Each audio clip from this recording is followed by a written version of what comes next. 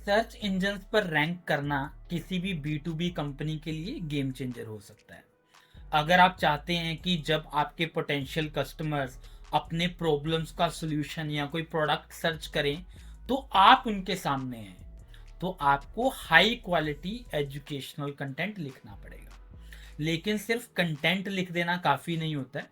आपको कुछ SEO rules हैं, उनको फॉलो करना होगा जो आपके कंटेंट को सर्च रिजल्ट्स के टॉप पर ले जाए। इस वीडियो में मैं आपको बताऊंगा कि कैसे आप एसईओ के लिए ऑप्टिमाइज कंटेंट लिख सकते हैं जो not only will rank but also आपके बायर्स के लिए यूजफुल होगा।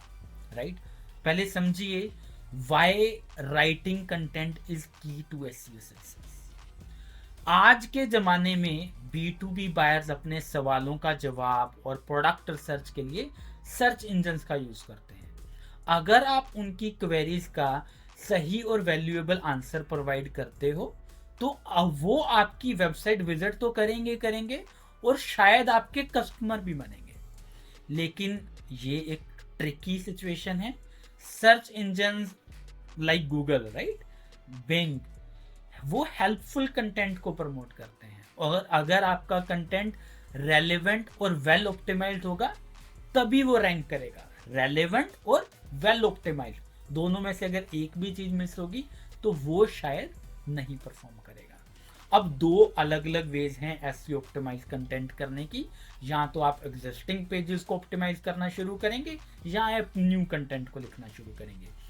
मेरा सजेशन हमेशा ये होता है कि आप फ्रेश कंटेंट लिखना शुरू करिए और साथ के साथ जो आपके एग्जिस्टिंग पेजेस हैं उनके लिंक्स को नए पेजेस के कंटेंट में इंक्लूड करना शुरू करिए ताकि उन्हें भी वहां से प्रमोशन मिलता रहे। नाउ एक स्टेप बाय स्टेप प्रोसेस के बारे में बात करते हैं।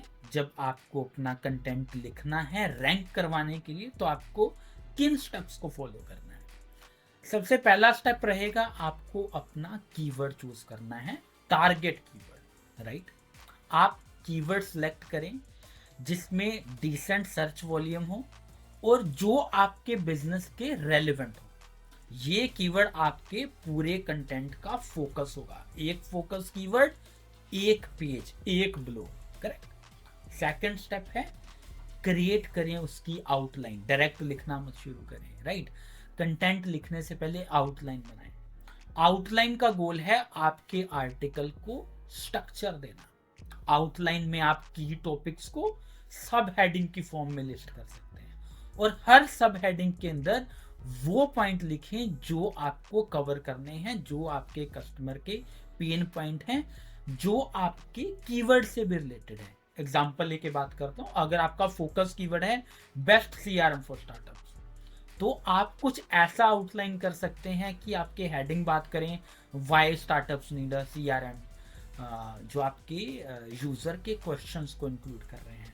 Top features to look in CRM, जो आपका कहीं ना कहीं बेस्ट सीआरएम फॉर कीवर्ड्स आपका मेन फोकस कीवर्ड है उससे रेलिवेंट में है। Right, best CRM tools for startups in 2024, 2025, 2026, right, these kind of keywords you can include in the subheading, questions, keywords, right?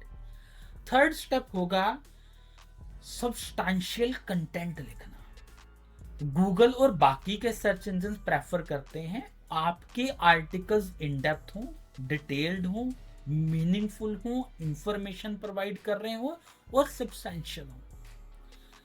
300 to 2000 words के बीच का content अच्छा perform कर लेता है। Now 300 is somewhere debatable also because वो बहुत छोटा content form चला जाता है, but in some kind of competition in some niches that still ranks, जैसे आपके डायरेक्टरी पोर्टल्स हैं उन केसेस में। और 2000 तक की रेंज एक गुड नंबर है जो आप कंटेंट लिख सकते हैं। तो आइडली 300 से 2000 वर्ड्स के बीच का आप कोई भी कंटेंट लेंथ चूज करके चल सकते हैं।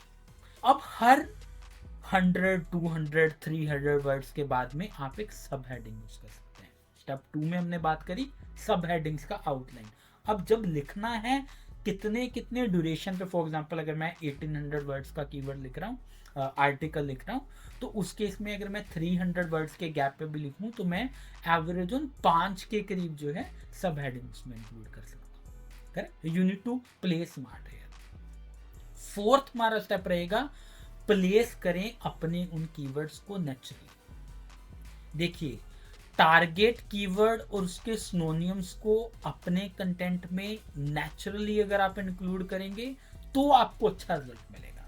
जो आपके हेडिंग्स और सब हेडिंग्स हैं उनमें कीवर्ड ऐड करें, ये हमने बात करी, लेकिन अपने कंटेंट में भी कीवर्ड को ऑब्वियसली ऐड करें।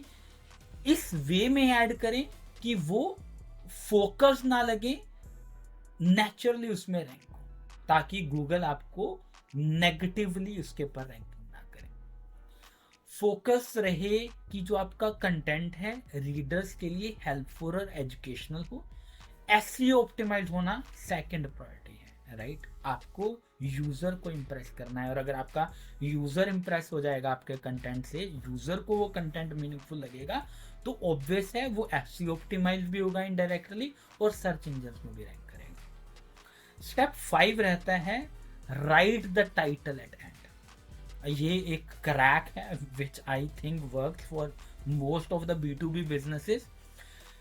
देखिए, मैंने नोटिस किया है कि जब भी मैं आर्टिकल लिखने के बाद टाइटल लिखता हूं ना, उसके लास्ट में, लास्ट पैराग्राफ में, तो वो ज़्यादा इम्पैक्टफुल होता है। टाइटल में आप अपने कीवर्ड को तो इंक्लूड कर ही रहे हैं, टाइटल को ऐसा रखिए कि जो आर्टिकल के कंटेंट को समराइज करने में भी इंगेज कर सके। फॉर एग्जांपल, अगर आपका कीवर्ड है अफोर्डेबल CRM फॉर स्टार्टअप, तो आपका टाइटल या एंडिंग में आप लिख सकते हैं 10 affordable CRM tools every startup should know in 2025 kind of, right. तो इन अगर आप 5 स्टेप्स को फॉलो करते हैं तो आप कहीं ना कहीं एक step by step process create कर सकते हैं एक ऐसा कंटेंट लिखने के लिए जो रैंक करता है, राइट। इन 5 स्टेप्स के अलावा कुछ और भी चीज़ें हैं जो आप यूज़ कर सकते हैं ऑप्टिमाइज करने के लिए अपने न्यू कंटेंट को, या जो आपका पुराना पब्लिश्ड कंटेंट है उसके लिए भी आप अपने एसईओ टाइटल को, मेटा डिस्क्रिप्शन को इम्प्रूव कर सकते हैं। इंश्योर करें कि जो आपका एसईओ टाइटल है उसमें आपका मेन फोकस कीवर्ड हो, जो आपका मेटा डिस्क्रिप्शन है कंसाइज हो, इंगेजिंग हो, और उसमें भी कीवर्ड इंक्लूड करें। अगर आप इन्हें मैन्युअली सेट नहीं करेंगे automated format, because I know बहुत सारी वेबसाइट्स B2B बिजनेसेस की वर्डप्रेस प्लेटफॉर्म पे बनी होंगी, Yoast all in one SEO type के प्लगइन्स इंस्टॉल होंगे जो ऑटोमेटिकली मेटा टाइटल उठा लेंगे एंड डिस्क्रिप्शन उठा लेंगे, राइट। अगर आप इन्हें मैन्युअली नहीं करेंगे तो search engine automatically generated content को पिक करेंगे जो इतना इफेक्टिव नहीं होगा, राइट।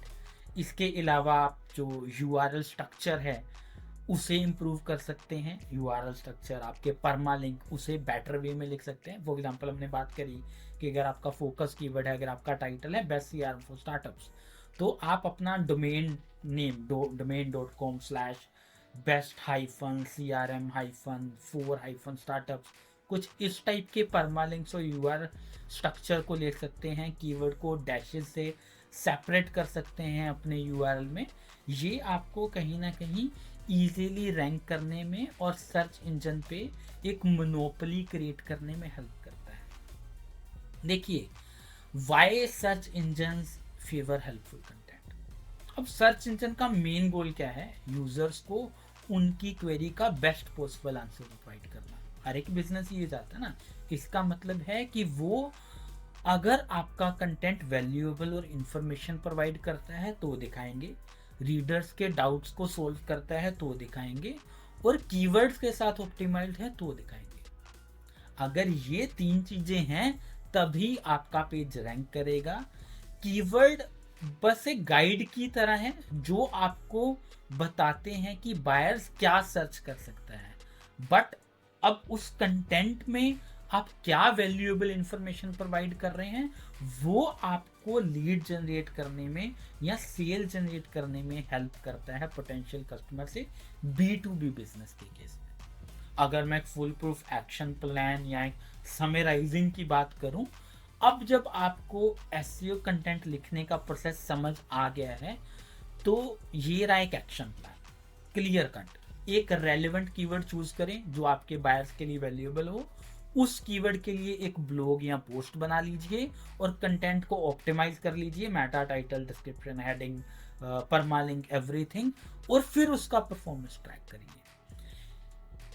देखिए, जो एसईओ है एक लॉन्ग टर्म इन्वेस्टमेंट है, लेकिन अगर आप ये कंसिस्टेंटली करेंगे तो आपका कंटेंट सिर्फ रैंक नहीं करेगा बट बायर्स को कन्वर्ट करने में भी हेल्प करेगा।